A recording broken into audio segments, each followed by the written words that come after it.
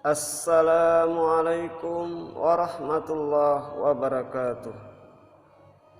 Alhamdulillahillazi an'amana binikmatil iman wal islam. Wa nusalli wa nusallim ala khairil anam Sayyidina Muhammad wa ala alihi wa sahbihi ajma'in. Amma ba'd. Pertama-tama marilah kita panjatkan puji syukur kehadirat Allah Subhanahu wa taala yang telah memberikan berbagai macam nikmat kepada kita, di antaranya nikmat sehat jasmani dan rohani. Kedua kalinya selawat serta salam tak lupa kita haturkan pada baginda Nabi Muhammadin sallallahu alaihi wasallam. Semoga kita mendapatkan syafaat beliau di yaumil qiyamah nanti. Amin amin ya rabbal alamin.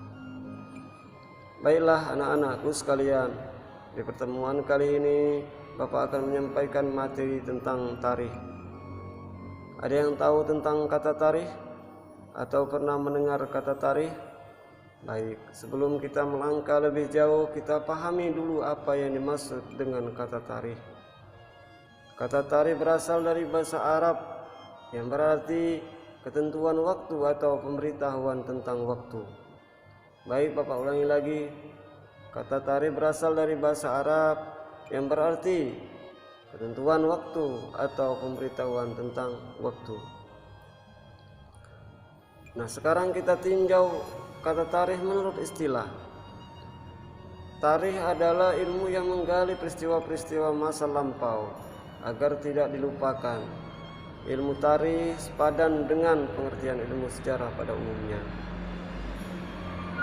Baik, sampai di sini salah paham semua.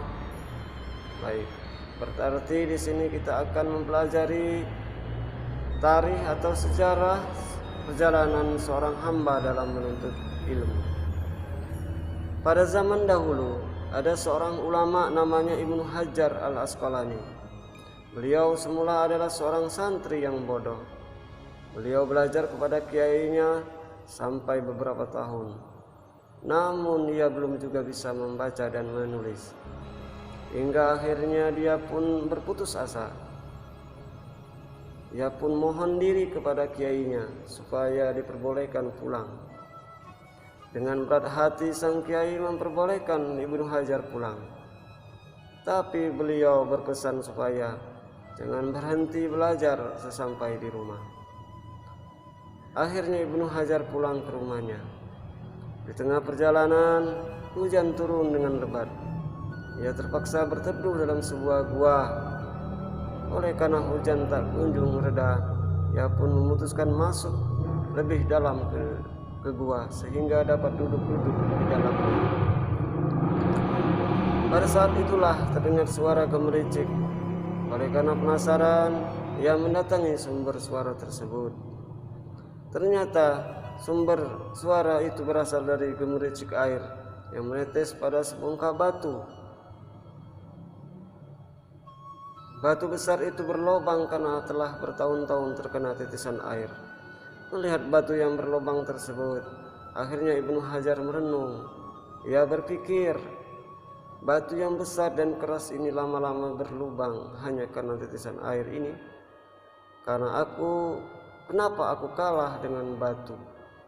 Padahal akal dan pikiranku tidak sekeras batu. Berarti aku kurang lama belajar. Setelah berpikiran demikian, akhirnya Ibnu Hajar tidak jadi pulang. Ia memutuskan untuk kembali ke pondok.